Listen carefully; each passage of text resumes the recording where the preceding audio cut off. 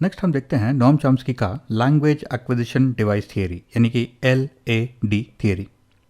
Chomsky बोलते हैं कि बच्चे जब पैदा होते हैं तो उनको एक एबिलिटी होता है, एक प्री डिस्पोजिशन होता है जिसके थ्रू वो लैंग्वेजेस बहुत ईजीली जल्दी सीख सकते हैं। और ये LAD जो है एक हाइपोथेटिकल मेंटल टूल है, यानी कि ये एक स्पेसिफिक ऑर्गन नहीं है या फिर एक specific part of the brain नहीं है, बल्कि एक मेंटल एबिलिटी है जिसके थ्रू बच्चे बहुत रैपिडली लैंग्वेजेस सीख पाते हैं। और ये LAD जो है वो इनफेक्टिव हो जाता है, यानी कि उसका जो इफेक्ट है वो कम हो जाता है जैसे जैसे बच्चे बढ़ने लगते हैं। इस वजह से अडल्ट्स को बहुत दिक्कत होती है नए लैंग्वेज सीखने में, लेकिन बच्चे बहुत आसानी से 1 2 3 लैंग्वेजेस सीख लेते हैं। और LAD जो है वो इवॉल्व हुआ है जिसके वजह से humans learning and understanding of language को आसानी से कर सकते हैं, यानी कि ह्यूमंस जो है बहुत ही कॉम्प्लेक्स लैंग्वेज यूज़ करते हैं और बाकी एनिमल्स इतने कॉम्प्लेक्स लैंग्वेजेस को यूज़ नहीं करते हैं। वो इसलिए क्योंकि ह्यूमंस के पास ये LAD, ये लैंग्वेज एक्विजिशन डिवाइस है, स्पेसिफिकली जब वो बच्चे हैं, तो इस वजह से वो लैंग्वेजेस को लर्न कर पाते हैं, सीख पाते हैं और समझ पाते हैं। और children across the world develop language in a similar way.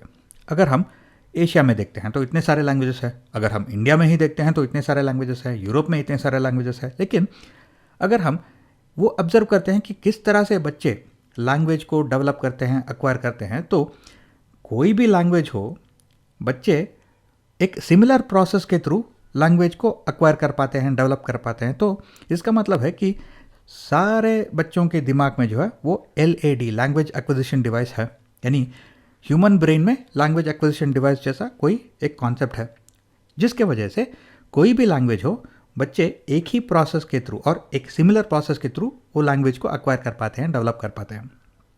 और ये concept of LAD has been develop to universal grammar theory, यानी कि अगर हम यूरोप में देखते हैं तो इतने सारे लैंग्वेजेस है, एशिया में इतने लैंग्वेजेस है, इंडिया में इतने सारे लैंग्वेजेस है, लेकिन इन सारे लैंग्वेजेस में कुछ कॉमन फैक्टर्स हैं और कुछ कॉमन स्ट्रक्चर्स और रूल्स है।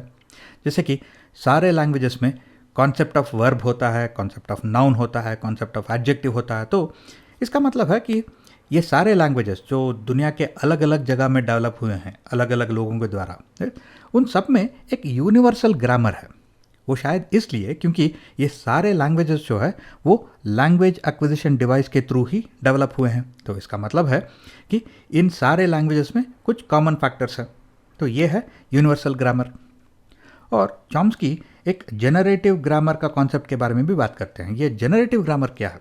वेल, अगर आप कोई भी एक नेटिव स्पीकर को देखते हो, एक बच्चे को, राइट, अगर एक बच्चा इंग्लिश नेटिव स्पीकर है, वो अभी अभी कंप्लीट सेंटेंसेस यूज़ करना सीख रहा है, राइट, उसे अभी भी किसी ने उसको ग्रामर किसी ने नहीं सिखाया, लेकिन फिर भी बच्चे को ये एक एबिलिटी रहता है कि वो प्रॉपर सेंटेंसेस यूज़ करता है, प्रॉपर सिंटैक्स यूज़ करता है। जैसे कि बच्चा बोलता है I want to eat the apple, बच्चा उन्हीं वर्ड्स को यूज़ कर सकता है इन ए जम्बल्ड वे। वो बोल सकता है कि the Apple I eat want, लेकिन ये the Apple I eat want से कोई मीनिंग कन्वे नहीं होता।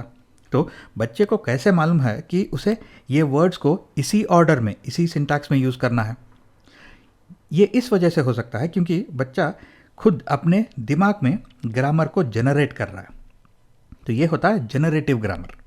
तो ये जनरेटिव ग्रामर शायद LAD के थ्रू डेवलप हो रहा है, यानी लैंग्वेज एक्विजिशन डिवाइस के थ्रू जनरेट हो रहा है।